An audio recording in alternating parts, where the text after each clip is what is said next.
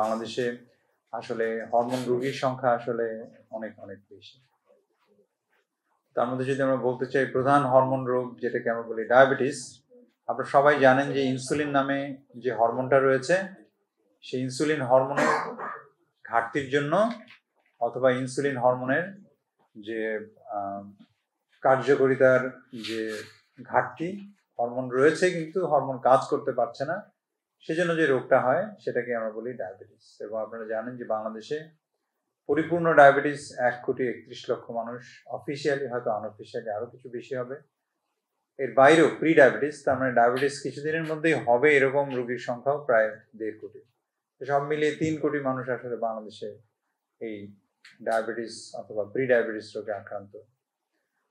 এর বাইরেও আপনারা জানেন যে থাইরয়েডের রোগ একটি বড় হরমোন রোগ এবং প্রায় 3,60,00,000 মানুষ বাংলাদেশে এই থাইরয়েড রোগে আক্রান্ত এবং তাদের বেশিরভাগই আসলে আমরা জানি না যে এই থাইরয়েড রোগ আমাদের হয়ে আছে। যে শিশুর বুদ্ধিমত্তা আসলে তৈরি হয় থাইরয়েড হরমোন থেকে।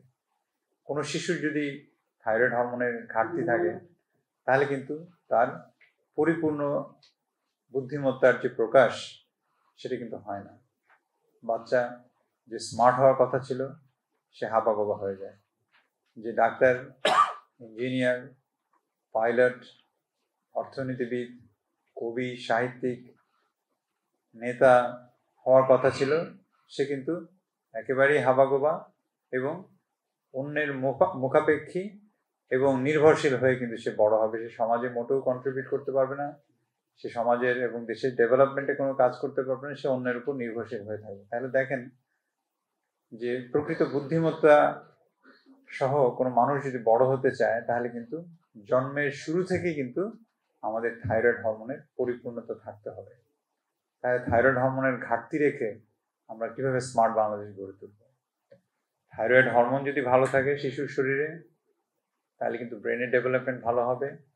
স্মার্ট বাচ্চা, স্মার্ট অ্যাডোলেসেন্ট, স্মার্ট অ্যাডাল্ট এবং স্মার্ট নাগরিক, সবশেষে সবকিছু মিলিয়ে আসলে স্মার্ট বাংলাদেশ। আমরা বুঝতে পারছেন যে হরমোনের ঘাটতি রেখে বাংলাদেশে কিন্তু স্মার্ট বাংলাদেশ গড়ে তোলা যাবে না। 1,31,00,000 মানুষ ডায়াবেটিস এবং প্রায় 1.5 কোটি মানুষ প্রি ডায়াবেটিসে আক্রান্ত।